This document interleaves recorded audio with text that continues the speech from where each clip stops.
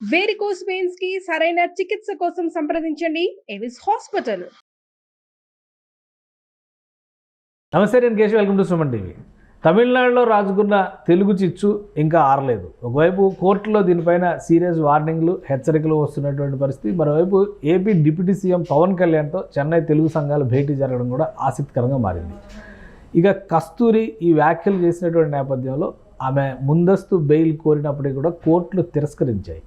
రాబోయే రోజుల్లో తమిళనాట రాజకీయంగా తెలుగు వర్సెస్ తమిళ్ అనేటువంటి వ్యూహ రచన జరిగే అవకాశాలు కనిపిస్తున్నాయా? ఒకవేళ అదే జరిగితే ఎలాంటి ఫలితాలు రావచ్చు? ఈ అంశాలను విశ్లేషించేటువంటి ప్రయత్నం చేద్దాం. మనతో పాటు అనలిస్ట్ సుబ్రహ్మణ్యం గారు. సుబ్రహ్మణ్యం గారు, నమస్కారం. నమస్తే సార్. తమిళ నేలపైన తెలుగు వాళ్ళు వలస వచ్చారు, వలసవాదులు, లేదంటే బానిసలుగా వచ్చారు, ఇటువంటి అన్ని రకరకాల కామెంట్లు కస్తూరి చేశారు. ఆ రోజు నుంచి ఆచూకీ లేరు.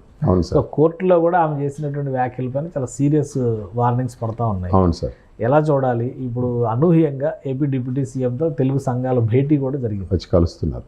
ఏంటి దీని ప్రత్యేకత?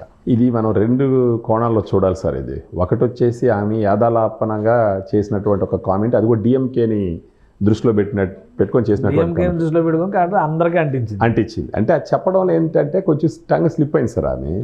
ఆమె ఒకవేళ కంటెక్స్ట్ చెప్పి ఉండుంటే బహుశా ఇంతమంది, అంటే ఆ ఒక్క కుటుంబం అని కానీ చెప్పి ఉండుంటే ఇంత ప్రాబ్లం అయి ఉండదు.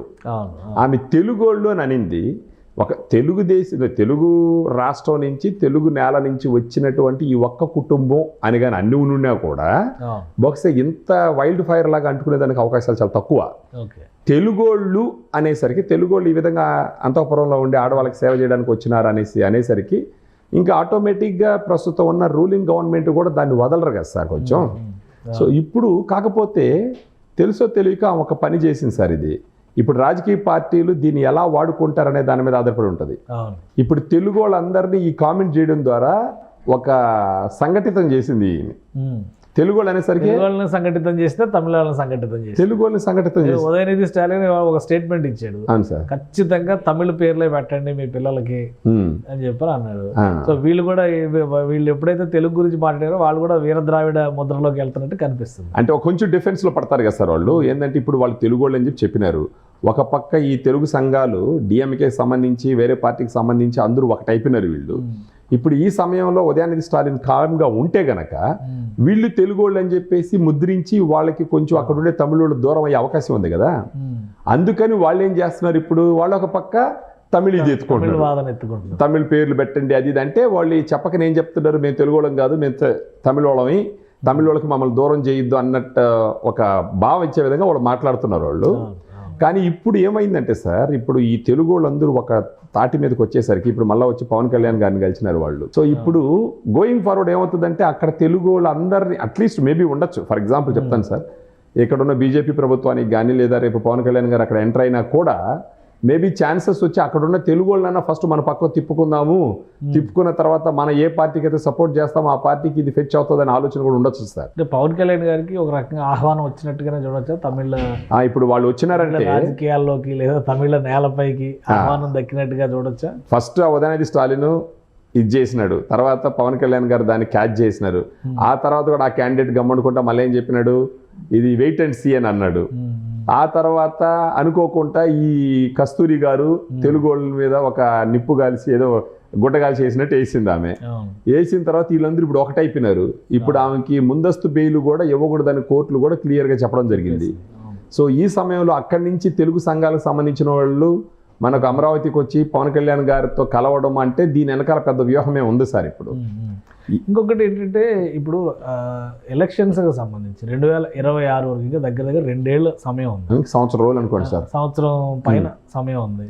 విజయ్ ఒకవైపు పార్టీ పెట్టాడు, ఎంటర్ అయ్యాడు. అంటే ఈ గతంలో ఉన్నటువంటి ఈ ద్రవిడవాదం, ద్రవిడ ముద్ర అనేటువంటిది కొంత సడలింది కాబట్టి ఇప్పుడు డిఎంకే ముఖ్యంగా దీన్ని అడ్వాంటేజ్ తీసుకున్నా కానీ కలిసి వచ్చే అవకాశాలు ఉన్నాయా? ఒకవైపు బీజేపీ, అటు కాంగ్రెస్తో డిఎంకే అలయన్స్. అవును సార్, అక్కడ జరగబోయేది అదే కదా. మళ్ళీ కూటమి తరహాలో ఆంధ్రప్రదేశ్ ఎట్లయితే 3 పార్టీల కూటమి అయిందో అక్కడ ఏమన్నా కూటమి రాజకీయాలకు అవకాశం, ఆస్కారం ఉందంటారా? సార్, ద్రవిడవాదం మీద బలపడినటువంటి డిఎంకే లాంటి పార్టీని దెబ్బేయాలన్న ఆలోచన కనిపిస్తుంది సార్ దీంట్లో. అంటే ఆ ద్రవిడవాదం కూడా కొంచెం అవుట్డేటెడ్ అయిపోయింది జనాలకి అక్కడ. ఇప్పుడున్న జనరేషన్ కుర్రాళ్ళు ద్రవిడవాదం అంటే ఏంట్రా అంటే వాళ్ళకి కూడా క్లారిటీ ఉండకపోవచ్చు. అది పాత వాళ్ళకి ఉంటుంది ఐడియా. ఇదే సమయంలో విజయ్ గారు పార్టీ పెట్టి వాళ్ళని ఈ ద్రవిడవాదం గురించి విమర్శించడం ఆల్రెడీ జరిగింది. ఒక పక్క ఇప్పుడు తెలుగు వాళ్ళందరినీ సంఘటితం చేసి ఇక్కడి నుంచి బీజేపీ పవన్ కళ్యాణ్ ద్వారా అక్కడ ఎంటర్ అయ్యే అవకాశం ఉంది.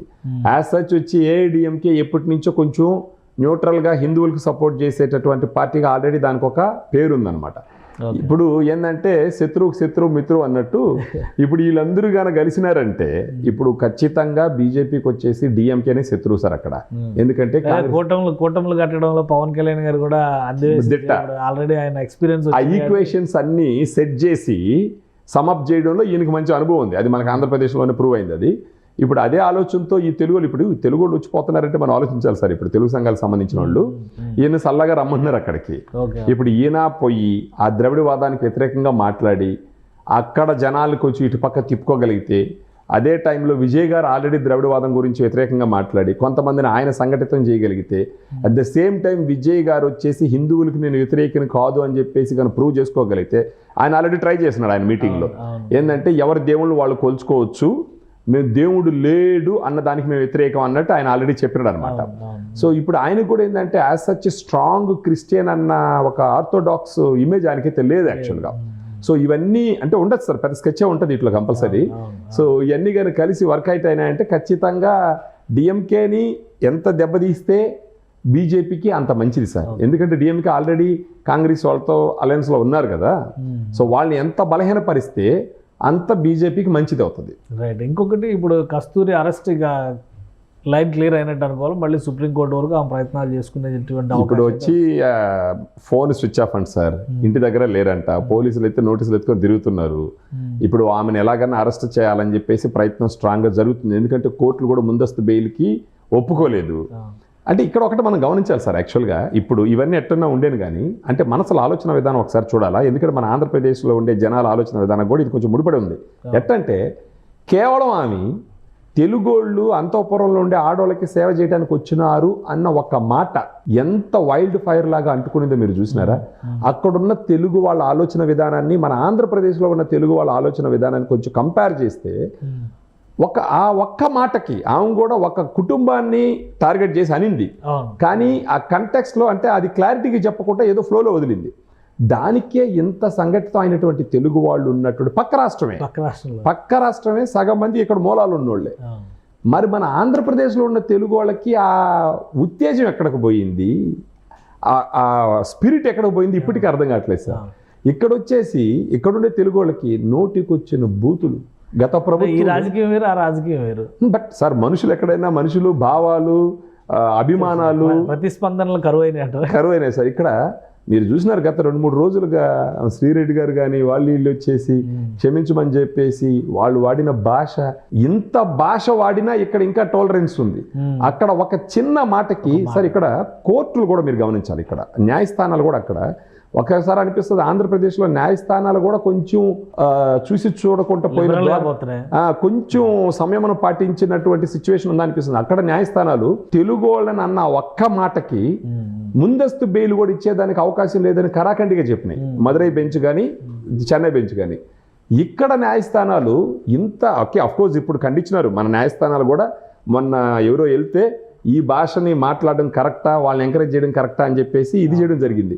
ఇప్పుడు అట్లీస్ట్ ఆంధ్రప్రదేశ్లో ఉన్న వాళ్ళు తమిళనాడులో జరిగినటువంటి ఈ కస్తూరి గారు ఒక ఇన్సిడెంట్ నుంచి ఇన్స్పిరేషన్ తీసుకొని అయినా సరే ఇక మీదటి ఈ విధంగా అడ్డు అదుపు లేకుండా నోటికి తాళం లేకుండా ఎంతవరకు అంటే ఎంతవరకు ఎవరినంటే వాళ్ళని మాట్లాడే భాషని ఇమ్మీడియట్గా ఆపడం అన్నది ఎంతైనా ఇంపార్టెంట్ అయిన ఇష్యూ సార్ అది. రైట్. థ్యాంక్ యూ సుబ్రహ్మణ్య గారు మీ విశ్లేషణ అందించారు. ఇది తమిళనాడులో ఒక చిన్న మాట పెద్ద చిచ్చు రాజేసినటువంటి పరిస్థితి ఉంది. కోర్టులు కూడా కస్తూరిని మందలిస్తున్నటువంటి వాతావరణం నేపథ్యంలో ఆమెని అరెస్ట్ చేసే సంకేతాలు కూడా స్పష్టంగా కనిపిస్తున్నాయి. ఇక తెలుగునాట ఒకే ఒక మాట గురించి అక్కడ అంత పోరాటం జరిగితే తెలుగునాట మాత్రం ఎటువంటి ప్రతిస్పందనలో లేనటువంటి స్థితి ఉండడం రాజకీయంగా కానీ సామాజికంగా కానీ విచారకరమైన అంశమని సుబ్రహ్మణ్యం గారు విశ్లేషిస్తున్నారు. రాబోయేటువంటి రోజుల్లో తమిళనాడు రాజకీయాల్లో పవన్ కళ్యాణ్ కూడా ప్రత్యేకమైన ముద్ర వహించే ఛాన్సెస్ పుష్కలంగా ఉన్నాయి. ఎందుకంటే తెలుగు సంఘాలన్నీ ఆయన్ని ఆహ్వానిస్తున్నాయి కాబట్టి ఈ ఎన్నికలకి ముఖ్యంగా బీజేపీ కూటమిలో స్టార్ క్యాంపెయినర్గా పవన్ కళ్యాణ్ మారే అవకాశాలు కూడా కనిపిస్తున్నాయని విశ్లేషిస్తున్నారు. ఇది స్పెషల్ డిస్కషన్.